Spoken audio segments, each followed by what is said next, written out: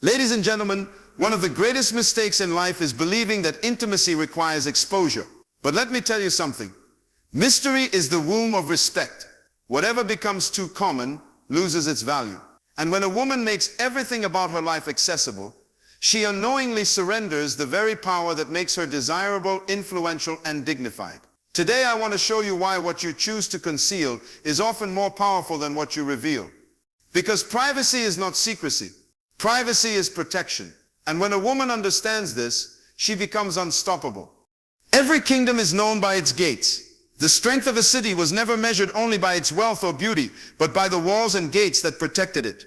In the same way, your life is a kingdom, and the gates are your boundaries. What enters and what exits determines whether you prosper or perish. A woman who does not guard her gates has already surrendered her throne. Boundaries are not walls to keep out love. They are laws to preserve dignity. They say you may enter here but not there. You may come this far but no further. And without these invisible lines, people will trample over the very ground meant to be sacred. The ancient proverb says, "Above all else, guard your heart, for it is the wellspring of life." Why? Because whatever enters your heart controls the direction of your destiny. When you tell a man everything about you, your pains, your secrets, your inner battles, before he has proven himself worthy of that trust, you hand over the keys to your gates. And the moment you give away those keys cheaply, you can no longer decide who comes in and who must stay out. He decides for you. That is not love. That is surrender. Think about it this way. A bank does not place its gold on the front porch. The wealth is stored behind steel doors, locked, protected, and only accessible to those who have earned permission. Why? Because the value is too great to be handled casually. In the same way, your mind, your emotions, your dreams are treasures. If you make them common, you lower their worth in the eyes of others. And when a man sees no cost in accessing your treasures, he sees no need to value them. History reminds us of kingdoms that fell, not because of the strength of their enemies, but because of broken walls. Samson revealed his secret to Delilah and lost his strength. The fall of Troy was not in battle, but by the weakness of an open gate. The pattern is clear. Whatever is not guarded will eventually be conquered. That is why boundaries are not optional. They are essential. Now, practically speaking, boundaries look like this. You decide how much of your personal life is shared and when. You decide who earns the right to know your struggles and who does not. You choose the pace of access. If you meet a man and he demands to know every detail of your past, you are not obligated to surrender it. Silence in that moment is not rejection. It is wisdom. For the wise woman understands that privacy is not secrecy. It is protection. And here is the truth that must never be forgotten. Respect is not demanded. It is cultivated. When you protect yourself, you teach others how to treat you. When you set boundaries, you declare that you are not common ground. You are royal territory. And whoever desires access must first prove they are worthy of the gates being opened. So guard your boundaries. For they are not just lines drawn in the sand, they are the very gates of your destiny. There is a profound mystery in the human heart. The ancients described it as both fragile and powerful, a place where love, fear, and vision are born. Your emotions, dear woman, are not cheap trinkets to be traded. They are treasures to be guarded. When you make your emotions common, spending them recklessly in every conversation, pouring out your soul to every man who asks, you treat what is priceless as though it were currency. And what is used as currency soon loses its value. A woman's emotions are sacred rivers that flow from her soul. But when those rivers are released without measure, they can flood the wrong fields and water the weeds instead of the garden of destiny. Imagine walking through a marketplace where pearls are tossed like pebbles. No merchant would treat them as valuable if they were displayed carelessly. Likewise, if a woman reveals the deepest parts of her emotions to a man who has not earned her trust, she risks him seeing her pearls as stones. There is a wisdom saying, "Do not cast your pearls before swine, lest they trample them under their feet." The meaning is simple. Do not give what is holy to those who cannot appreciate it. When you cry too soon, expose your heart too quickly, or reveal your fears without discernment, you may find them mishandled, mocked, or manipulated. Not because your emotions lack value, but because they were shared with one who lacked capacity. Think of Joseph in Egypt. When he shared his dreams with his brothers prematurely, they despised him and plotted against him. His vision was not the problem, it was his timing. In the same way, your emotions are not weaknesses, but shared at the wrong time, with the wrong person, they become weapons in his hands. A man who does not yet understand, you cannot carry the weight of your emotions, and a man who is not committed to you should never be entrusted with the keys to your inner world. Practically, this means pacing your openness. It is not dishonest to withhold the deepest corners of your heart until trust is proven. It is wisdom. When a man asks you to pour out every detail of your fears, your insecurities, or your private longings, remember this: love is not measured by how much you reveal, but by how carefully you reveal it. To protect your emotions is to protect your dignity. Understand this also: emotional vulnerability is not wrong, it is holy. But like fire, it must be placed on the right altar. Fire in the hearth warms the home, fire in the forest burns it down. Your emotions must be guarded and offered only to the one who has shown he will cover them with respect, not exploit them for control. So never make your emotions a currency to buy attention, affection, or approval. They are treasures, and treasures must always be protected. Every great life is forged in fire. Struggles are not accidents. They are classrooms where destiny educates you. But hear me well, a classroom is not a public theater. Your struggles are not meant for every man to watch, dissect, or debate. They are the training grounds of your soul, the gymnasium where your faith and resilience are tested and strengthened. To make every struggle a public announcement is to cheapen the very process designed to elevate you. The wisest of old once said, "There is a time to be silent and a time to speak. Silence is not weakness, it is strategy." Some of the most powerful growth you will ever experience happens in solitude, not in the applause or sympathy of others. When you face a battle, whether in your finances, your family, or your private heart, understand that not every man is qualified to hear about it. Some will use it as leverage, others as gossip, and still others will misunderstand it completely.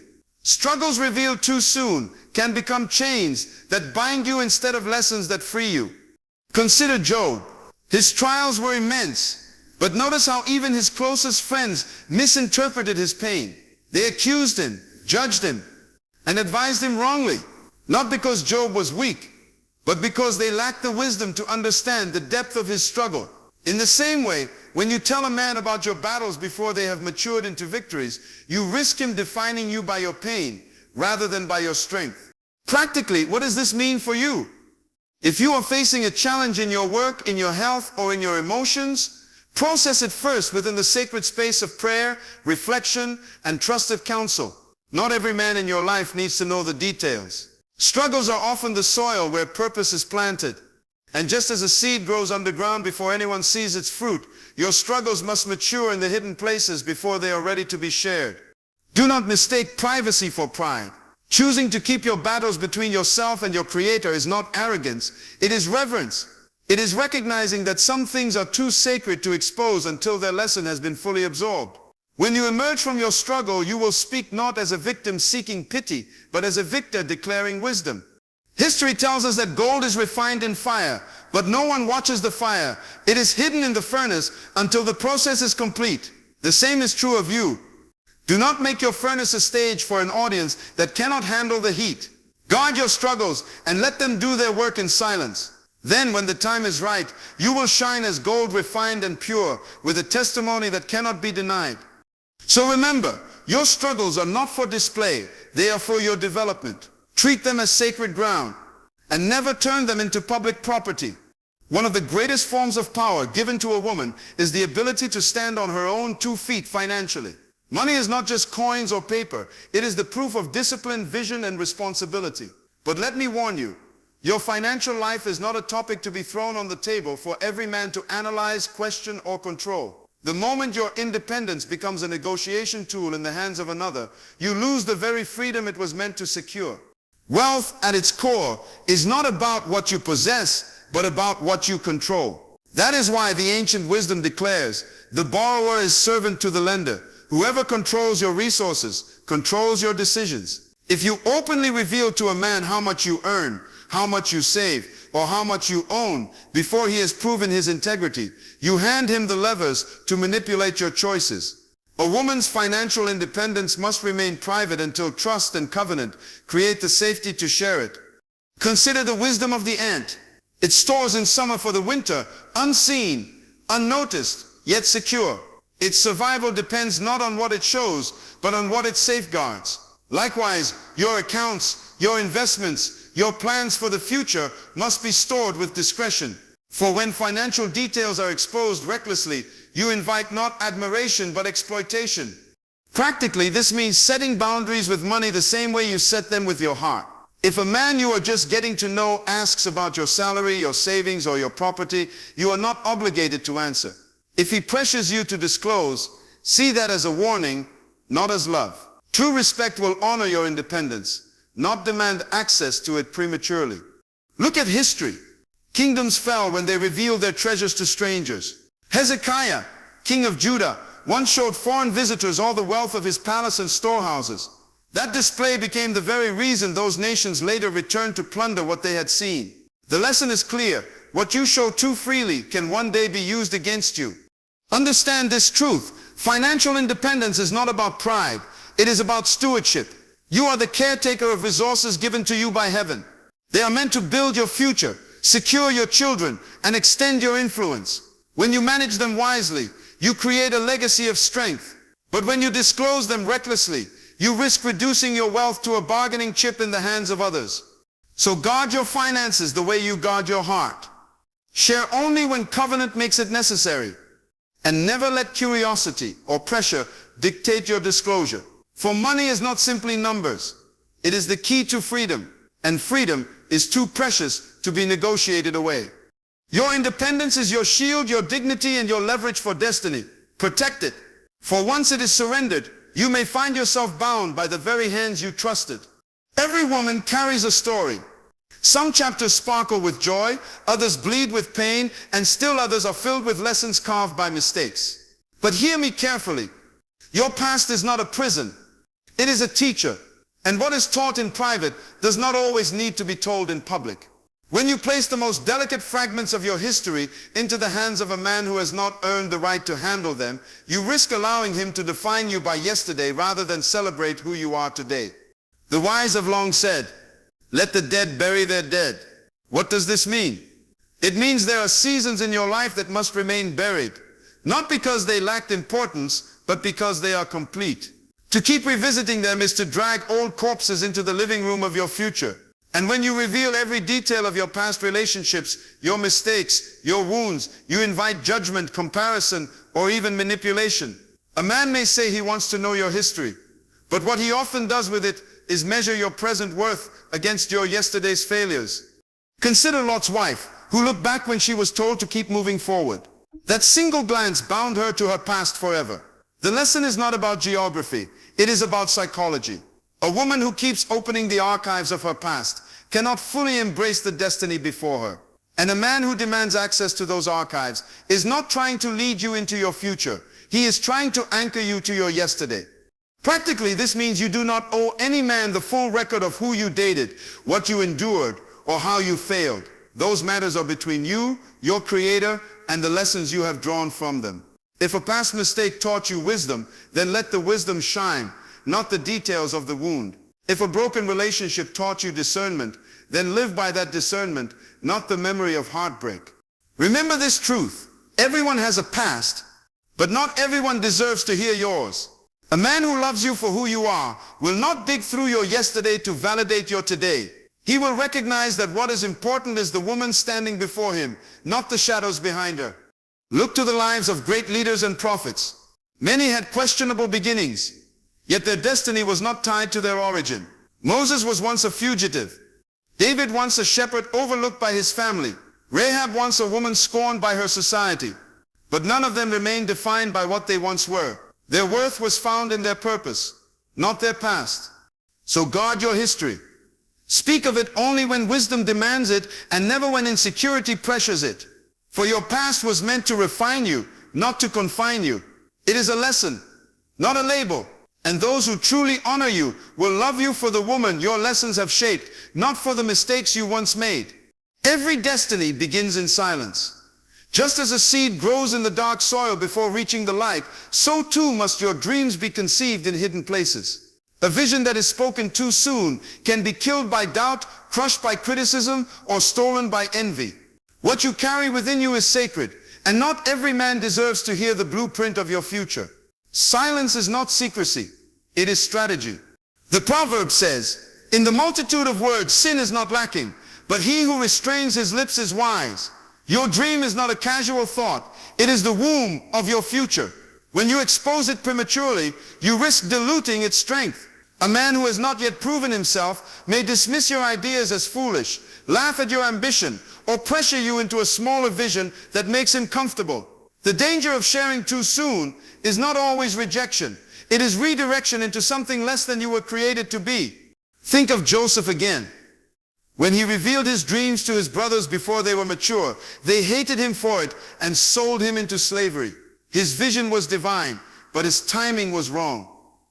The lesson is timeless. Not every dream should be revealed, and not every ear is worthy of hearing it.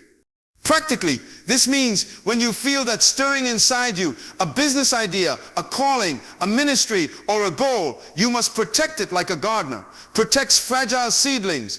You water it quietly, nurture it privately, and let it gain roots before you show anyone the bloom. Imagine a woman in her first month of pregnancy announcing her child to the world. The womb is still fragile, the seed still forming. Likewise, your dreams must be protected until they are strong enough to survive the scrutiny of others. History teaches us the same. Many great builders, inventors, and leaders worked in silence before revealing their creation. The pyramids were not announced stone by stone. They were revealed as monuments complete, and the impact of their unveiling silenced every doubt. In the same way, your results will always speak louder than your premature explanations. Be cautious also of men who say, "Tell me everything you plan to do." This is not always interest. It can be a test of control. If you reveal too much, you give him the power to either discourage you or dictate your steps. True vision must first be proven in private obedience before it can be trusted in public. So keep your dreams close. Share them only with those who have earned the right to protect them, not those who demand to dissect them. Work in silence and let your fruit declare your faith. For the most powerful visions are not those endlessly explained, but those lived out in undeniable reality. Guard your dreams, because they are not just ideas, they are the evidence of your destiny waiting to be born. Respect is not demanded, it is cultivated, and often it begins not with what you give, but with what you withhold. A woman who offers every detail of her life without discernment unknowingly diminishes her own value, for what is common becomes cheap, and what is guarded commands reverence. There is an old saying, "A closed mouth is the keeper of wisdom." The meaning is clear. People respect what they do not fully understand, and they honor what they cannot easily access. A woman who maintains mystery is not playing games. She is practicing dignity. Too many give away their boundaries in an attempt to win affection, but affection without respect is fragile and temporary. Think of royalty. A queen does not reveal every thought, every movement, or every plan to those around her. Her silence is part of her authority, her restraint part of her influence. In the same way, when a woman shares every weakness, every insecurity, every past detail with a man who has not earned trust, she lowers the very throne she was meant to sit upon. Respect does not grow in overexposure. It grows in controlled revelation. Consider Samson and Delilah. Samson revealed the secret of his strength, not because Delilah deserved to know, but because he failed to protect what was sacred. That moment of disclosure cost him not only his strength, but also his dignity. The lesson is timeless. There are things meant to remain yours, and the moment you expose them to one who does not honor them, you risk losing what sets you apart. Practically, this means establishing boundaries in your speech and your openness. If a man asks questions that make you feel pressured to reveal too much, wisdom is in knowing you do not have to answer. Silence is not avoidance, it is protection. If he insists, that insistence itself is the evidence that respect is lacking. A man who truly honors you will respect your right to keep certain matters private until you are ready to share. Respect also grows from self-control. When you speak only what is necessary, you allow your presence to carry weight. When you withhold the unnecessary, you leave space for curiosity, admiration, and reverence. What is hidden often holds more power than what is revealed. Even nature teaches this. The deepest treasures are buried in the earth, not scattered on the surface. Gold, oil, diamonds, none are found lying in the streets. Their hiddenness creates their worth.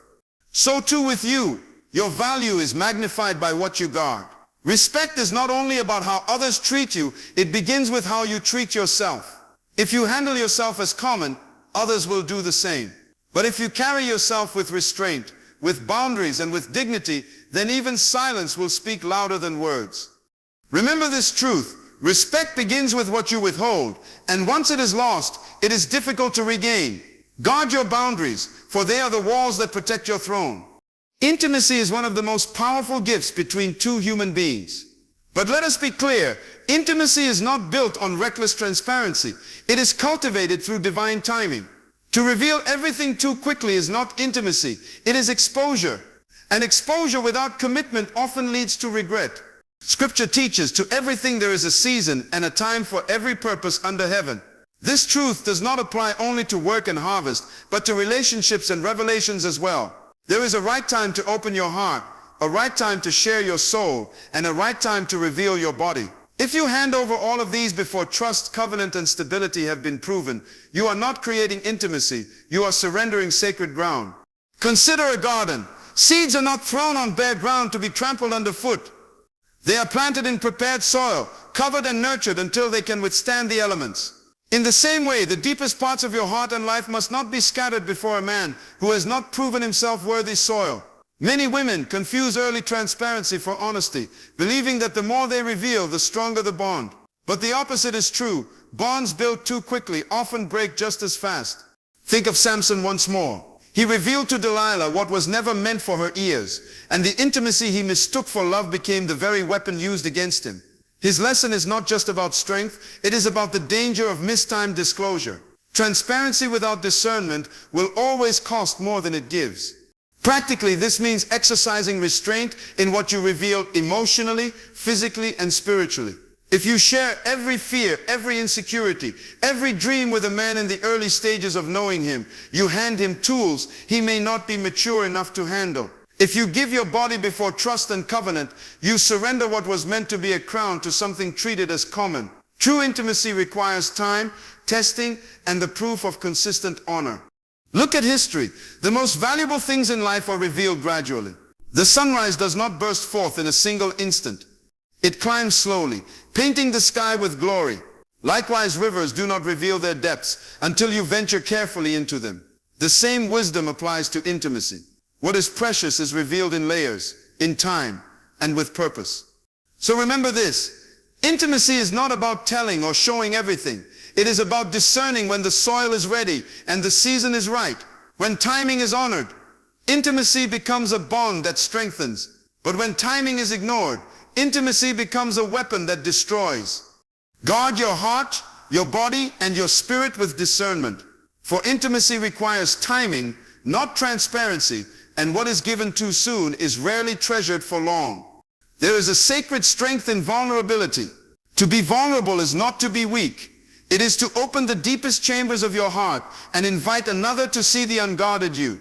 But hear me well, vulnerability is not a gift to be demanded. It is a trust to be earned. When a woman reveals her wounds, her fears, and her unspoken scars to a man who has not proven himself trustworthy, she risks being pierced a second time by the very hands that should have held her gently. The wisdom of the ancients reminds us, above all else, guard your heart, for it is the wellspring of life. Guarding your heart does not mean hiding forever, but it does mean choosing wisely who you allow inside. A man who insists that you must tell him everything, reveal everything, expose everything from the start, is not seeking intimacy. He is seeking control. True love waits. It does not demand. True honor protects. It does not pressure. Consider the story of Hannah. She carried the pain of barrenness deep in her soul, and when she poured out her heart, she did it before God, not before men. Why? Because not every ear can carry your sorrow. Not every heart can handle your story. Some will misinterpret your tears. Others will weaponize your pain. Only in the presence of one who has shown patience, consistency, and loyalty does vulnerability become safe. Practically, this means you must measure a man not by how much he asks you to reveal, but by how much he proves he can handle. If he cannot respect your boundaries, he cannot respect your heart. If he cannot keep your smaller confidences, he cannot be trusted with your deepest ones. And if he equates your privacy with secrecy, then he has not understood the difference between protection and deception. Vulnerability is like a treasure chest. Inside are jewels of experience, stories of survival, and the pearls of your most intimate lessons. To throw open that chest before one who has not demonstrated integrity is to risk having your treasures trampled underfoot. History teaches us that fortresses were never opened to strangers. Gates were only lowered for those who came in peace, proven over time. Likewise, the gates of your heart must not swing wide at the sound of a demand. They must open only at the proof of character. Remember this: vulnerability is a crown, not a chain. When you give it to the right man, he wears it with honor. But when you give it too soon, it becomes a weapon used to diminish you. Your heart is too precious to be laid bare before those who have not earned the right to see it. So wait, test, discern. Let vulnerability be the reward of proven love, not the demand of shallow pursuit. For what is truly sacred must always be earned, never coerced. Every woman is more than flesh and blood. Beneath the smile, beneath the beauty, beneath the achievements, there is a spirit, the eternal part of you that connects with God. And this, beloved, is your highest treasure. Your spiritual life is sacred, and it must never be handed over carelessly to the curiosity or control of a man. What belongs between you and your Creator should not become entertainment for casual conversation. The ancient wisdom declares, "Do not give what is holy to dogs, nor cast your pearls before swine." Your faith, your prayers, your spiritual encounters, these are your pearls. To share them with a man who does not reverence the God you serve is to risk them being mocked, diminished, or dismissed. Many women have poured out their spiritual life before men who were unprepared to understand it, and instead of finding support, they found criticism, doubt, or manipulation. Consider the prophet Samuel. As a child, he heard the voice of God before he even understood it fully. He shared his experience, not with his peers, but with Eli, a priest who could guide him into understanding. That moment of discernment preserved his calling. The lesson is clear: your spiritual encounters are not for everyone's ears. They are for those who will nurture, not those who will undermine. Practically, this means you do not have to reveal the depth of your prayer life, your visions, or your commitments to a man simply because he asks. If his spirit is not aligned with yours, he may belittle what you treasure. He may even use your devotion as leverage, questioning why you pray, why you fast, why you give. But a man who is truly called to walk beside you will honor your walk with God without needing to dissect it. He will respect the sacred silence you maintain in matters of faith, knowing that your intimacy with God is not to be touched lightly. History is filled with examples of those who protected their spiritual lives in secret. Daniel prayed 3 times a day, even when others sought to use his devotion against him. His strength was not in announcing his faith to please men, but in remaining consistent regardless of them. Likewise, a woman who hides her spiritual roots in God will always flourish, no matter what storms surround her. Your spiritual life is the well from which all other parts of you draw strength. If you let the wrong hands tamper with it, you risk drying up your own fountain. Guard your prayer. Guard your worship. Guard your faith. It is not arrogance to protect it. It is wisdom. Remember this: a man may share in your love, your laughter, and even your labor, but your spiritual life belongs first to God. Keep it sacred, and you will never lose your strength. My sisters, hear me well. Privacy is not weakness, and silence is not emptiness. What you guard, you honor. What you withhold, you protect. And what you protect, you preserve for its true season. Too many women have lost their peace, their dignity, and even their destiny, simply because they revealed what was never meant for casual hands. You must remember that the value of a treasure is not in how often it is displayed, but in how carefully it is kept. Your emotions, your past, your dreams, your body, your spirit, these are not currencies to be traded in the marketplace of relationships. They are sacred trusts, and only those who prove themselves through patience, consistency, and honor deserve access to them. Do not be deceived by pressure, flattery, or demand. Love that is real will never rush you into exposure. It will wait, it will honor, it will protect. So walk from this place with conviction. Begin today to reclaim your gates, to reset your boundaries, and to elevate your worth. Let your silence speak wisdom. Let your restraint command respect. And let your dignity crown you. Guard what is yours, for in guarding it you preserve your destiny.